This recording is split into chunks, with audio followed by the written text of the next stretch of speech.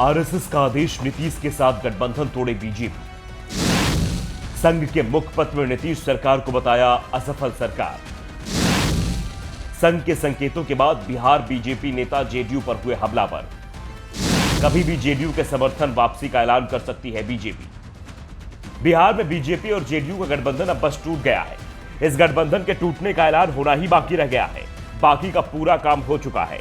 किसी भी समय बीजेपी की ओर से नीतीश सरकार से समर्थन वापसी का ऐलान हो जाएगा। आरएसएस की ओर से भी बीजेपी को संकेत दे दिया गया है कि अब जेडीयू के साथ ज्यादा समय तक चले तो बीजेपी को नुकसान होगा।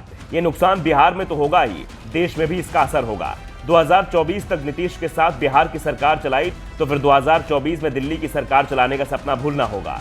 बीजेपी को तय करना है कि बिहार में अभी सरकार में रहना है कि दिल्ली में सरकार 2024 के बाद भी रहना है। संघ के संकेतों के बाद बीजेपी नेता तो कुछ समय तक खामोश थे, नीतीश कुमार का दबाव झेलने को तैयार हो गए थे, उनकी हर मांग को सिर झुकाकर मान रहे थे। अब वो अचानक से हमलावर हो गए हैं। बीजेपी का दावा है कि नीतीश अब एनडीए से अलग होने का मन बना चुके हैं।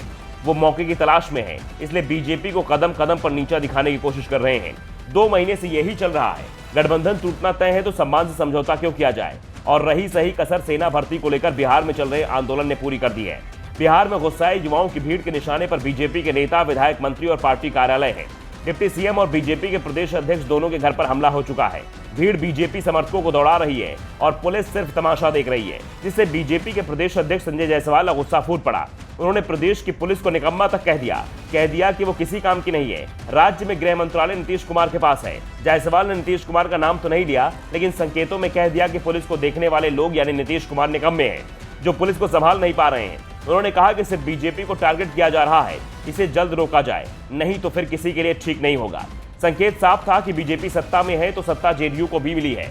अगर बीजेपी के हाथ से सत्ता जाएगी तो फिर जेडीयू के पास भी ये नहीं रह पाएगी। जायसवाल के बयान से जेडीयू में भी फूट पड़ गई है।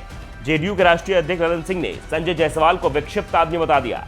ललन सिंह ने कहा कि सीएम नीतीश कुमार सरकार चलाना जानते हैं, संजय जायसवाल मानसिक संतुलन खो बैठे हैं। वहीं जेडीयू नेता उपेंद्र कुशवाहा ने कहा कि बीजेपी अध्यक्ष की बातों को गंभीरता से लेने की जरूरत नहीं है।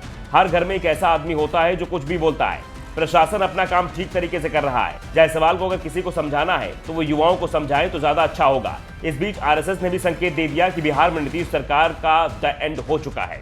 आरएसएस के मुखपत्र पर नीतीश कुमार के खिलाफ आग उगलने लगे हैं। बड़े बड़े लेख छप रहे हैं और निशाना नीतीश कुमार बन रहे हैं। आरएसएस के मुखपत्र ऑर्गेनाइजर में नीतीश कुमार के सुशासन की धज्जियां उड़ाई जा रही हैं। नीतीश सरकार के स्वास्थ्य, शिक्षा, कानून, रोजगार सृजन सहित तमाम मोर्चे पर नाकाम बताया गया है। नीतीश के 17 साल के शासनकालों को विफल करार दिया गया है। विकास के तकरीबन सभी मोर्चों पर नीतीश कुमार को कटघरे में खड़ा कर दिया गया है। संघ के संकेत और बीजेपी जेडीयू के नेता जिस तरह से एक दूसरे पर हमले करने में लगे हैं, वो दिखाता है कि देर सवेर बीजेपी जेडीयू का रिश्ता खत्म होने वाला है। हाल में तकरीबन हर मुद्दे पर दोनों की असहमति और नेताओं की तीखी बयानबाजी से माहौल उसी दिशा में बन रहा है। सिर्फ देखने वाली बात रह गई है कि इसका औपचारिक ऐलान कब होता है। Bureau report, the such India.